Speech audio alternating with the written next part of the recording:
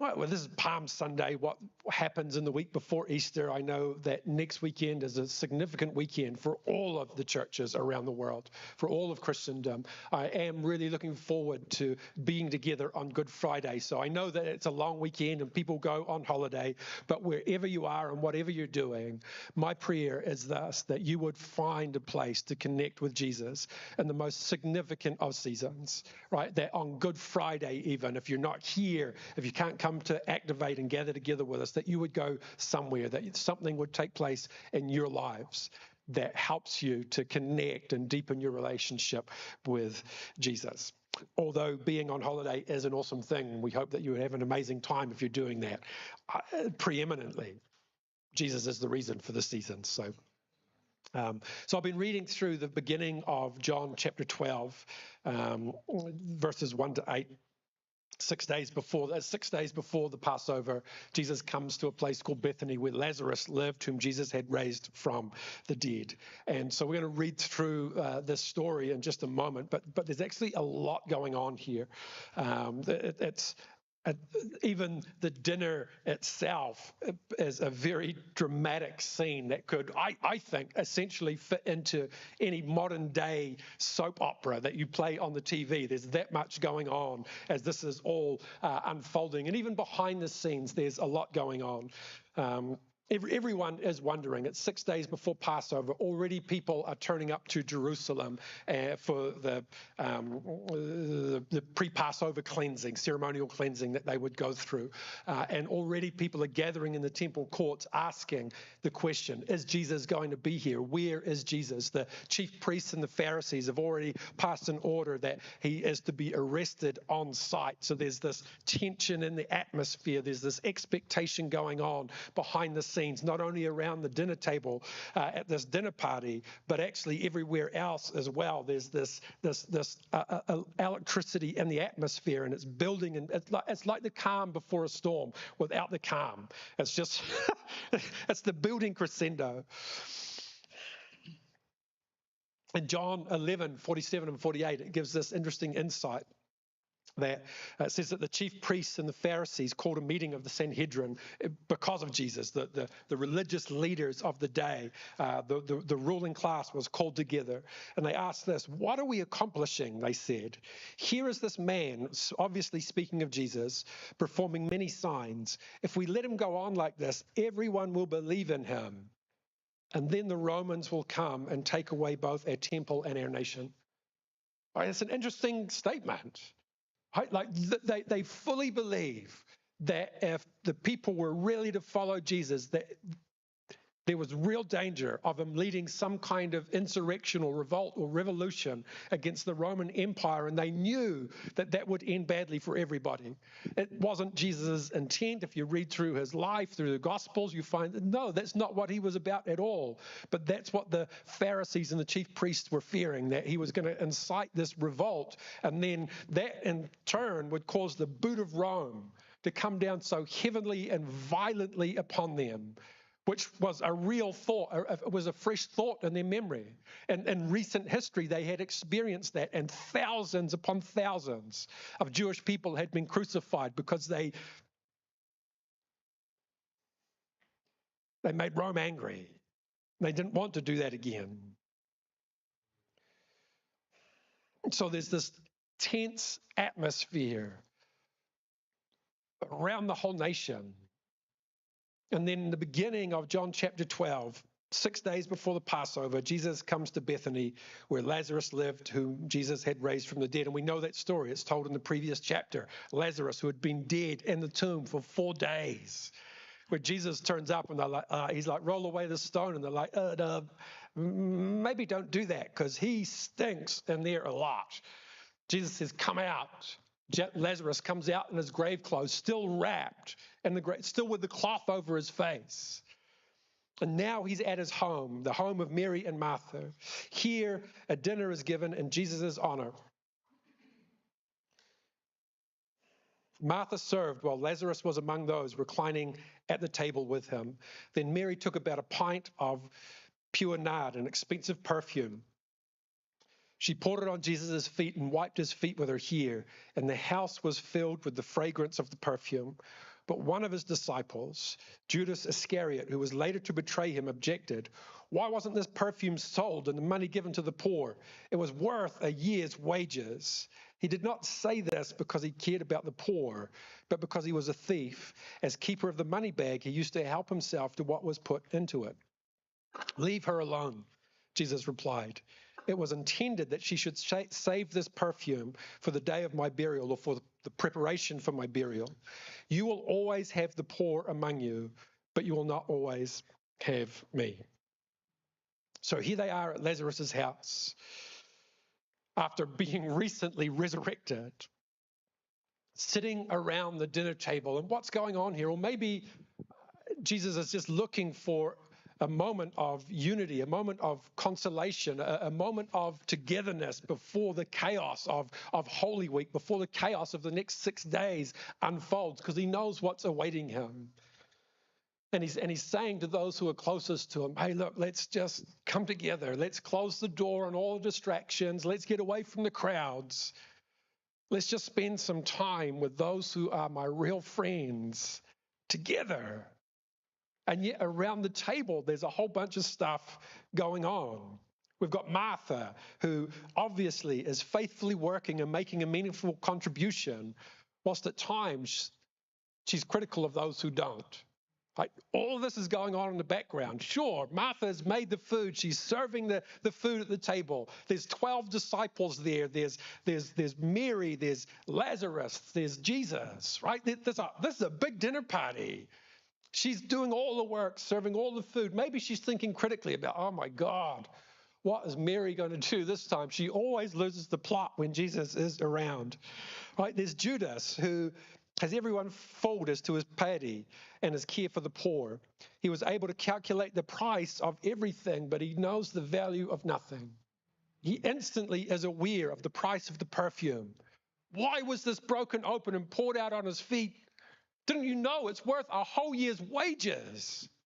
We could have sold this and given it to the poor. Imagine what that sounds like to other people in the room. Right? We've got to remove the bias that we have toward Judas. He had everybody fooled, except for Jesus, obviously. They all thought that he was really concerned and considering the poor. It's not until after the fact where John writes this down that he goes, well, he was just a nasty thief and he used to take the money for himself. We didn't know at the time. We all thought he was pretty awesome, actually. But he knew the price of everything, yet could truly calculate the value of nothing. We know this because less than a week later, he sells Jesus out for what? 30 pieces of silver. What value does that have? It was the commonly known price for replacing a slave who had been accidentally killed. I think it's in the book of Deuteronomy. It talks about, well, if your neighbor's slave is gored by a bull, your bull, and dies, then you have to pay the slave owner 30 pieces of silver to replace the slave. Right? What did Judas sell Jesus for? The price of a slave. Oh man, what value? I can get 30 pieces of silver. Awesome. Which actually wasn't that much. But he couldn't see the real worth of the most expensive gift in all of creation. The disciples are gathered there, looking on probably somewhat awkwardly, because they don't know what to make of Mary's indecency or where to look.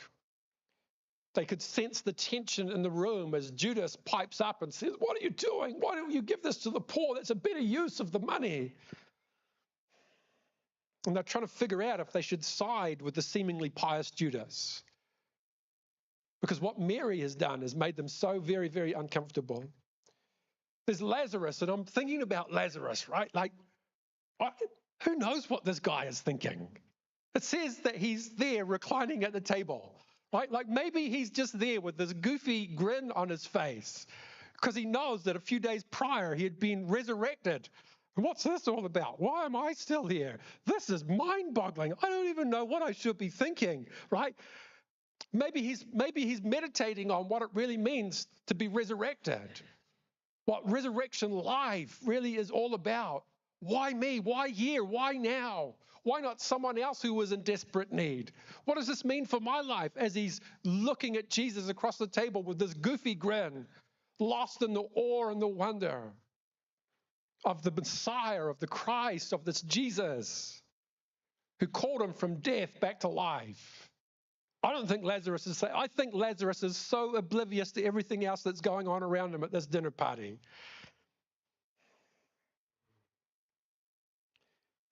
And then there's Mary, who gives herself to such extravagant worship, no matter the consequences, so that what we see in her actions is something so powerfully prophetic and deeply intimate, which becomes the catalyst for every other reaction in the room. You can understand, perhaps, the awkwardness of the disciples who are seated around the table as they witness Mary come out and let her hair down in public. One commentator on these passages of Scripture likened what Mary did through letting down her hair in public, not just letting her hair down, but wiping Jesus' feet with them, akin to hitching her skirts up to above her waist in public. I was like, well, that's inappropriate. Right? Don't do that in public. But the disciples are witnessing her behavior, unhinged, and not knowing how to respond, let alone where to look. Like, whoa, is it, John, is it finished? John, has she stopped doing that?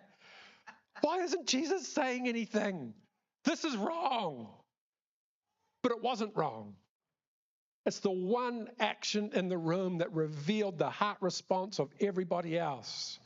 To say, I don't care what you think of me in this moment. My one desire is to worship him. You know, as I was thinking about this kind of stuff, I thought, you know what this is a great representative picture of? The church. Well, how can you say that? Judas is there. Yeah, he is. The church has room for believers and unbelievers. Sure, we understand that what Judas did was despicable and abhorrent, and oh my God, we can't imagine doing that. But if you play it through carefully enough, you'll find that something of us can identify with every person in that room. The diversity of people, those who were closest to Jesus, sitting with him in the intimacy of a dinner party, those that Jesus had invited, had said, these are the ones who are closest. These are the ones before the chaos of the next week that I want to spend my time with.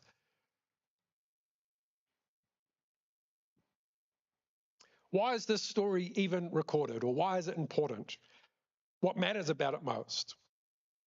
I think one of the important questions is that we can ask is this: where are we in the story? Or who are we in the story? What part or what person do we most identify with? If it's Jesus, you should probably see a doctor because it's not that. But everyone else you can think about, right? I've had the uncomfortable privilege of meeting a few people in my life that think that they are actually Jesus. And I figured out two things. Actually three things. Number one, they are definitely not. Number two, they're very, very poor at mowing lawns. And number three, they hate Ginger Crunch. I know that's weirdly specific, but it's very, very true. As we come into Easter week, we understand that Jesus is identified as the Passover lamb. It's a great time for reflection as to where we are and what place Jesus has in our world. And I want us to be able to reflect in our own lives what that really means for us as though we were one of the people around the dinner table, and not generic statements of, well, I'm a Christian and Jesus is my Lord. Well, yeah, that's true. Amen. That's awesome. But maybe deeper than that. To take a look from a place of extravagant worship and recognition of the person of Christ in and through our whole being. I'm going to invite Kyung Young and the team to come back this morning.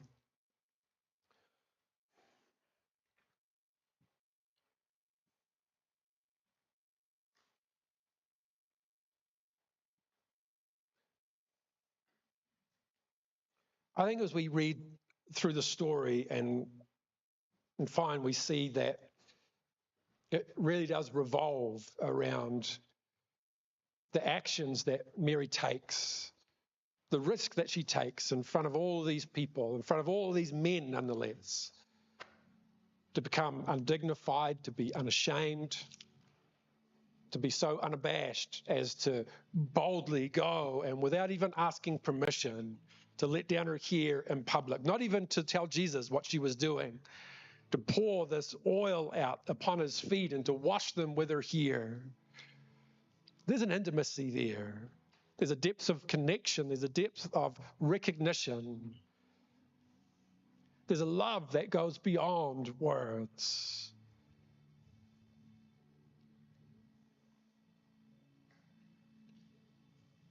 There's a boldness and a courage.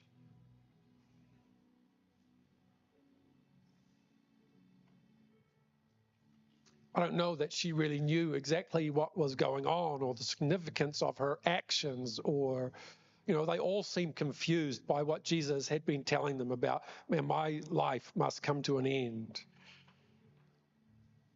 I don't even know what you're saying.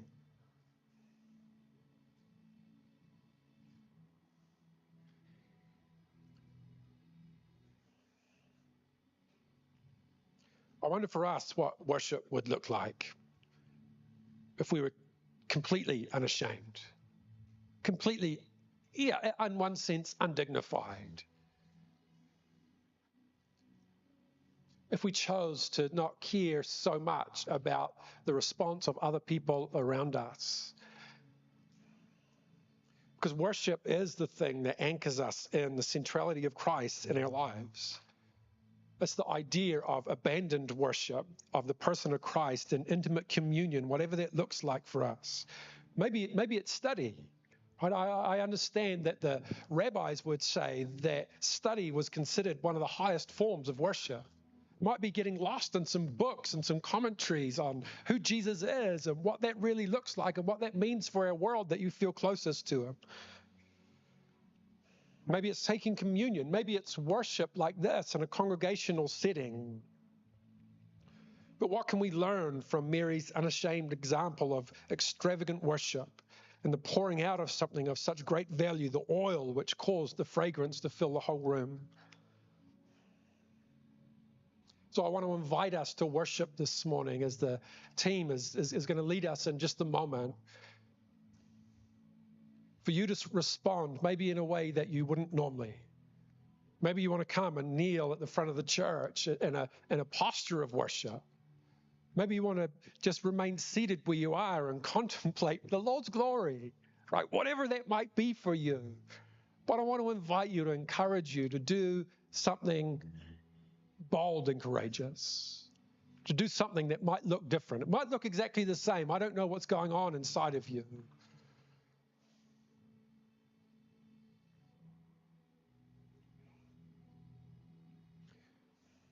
I find it really interesting in the account that's being given that at the end of John chapter 12 and verses 42 and 43, it says of some of the leaders, it says about them that even so, however, quite a few of the rulers did believe in Jesus. But because of the Pharisees, they didn't declare their faith for fear of being put out of the synagogue. This was because they loved the praise of other people more than the praise of God. I'm like, man, there's something about that grabs my attention, right? And says that, man, where or when or have I ever limited my expression of faith, of belief, of worship, of praise toward Jesus because of what I think other people might be thinking.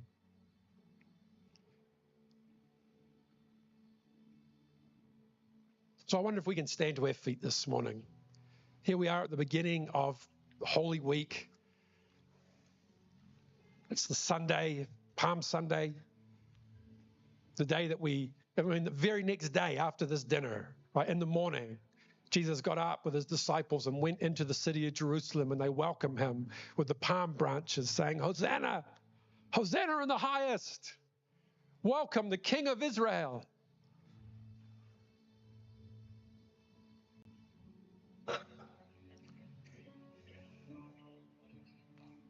Jesus, we ask that you would be the one who speaks to us in this moment, in this season, in this week of our lives here in 2025, as we come towards Good Friday and Easter Sunday and that whole deal, that you would be the one that speaks to us and helps deepen our relationship with you, our understanding of who you are and everything that you've done and continue to do in our lives and in our world for the glory of your name. And I want to invite you simply to come and worship. Here we go.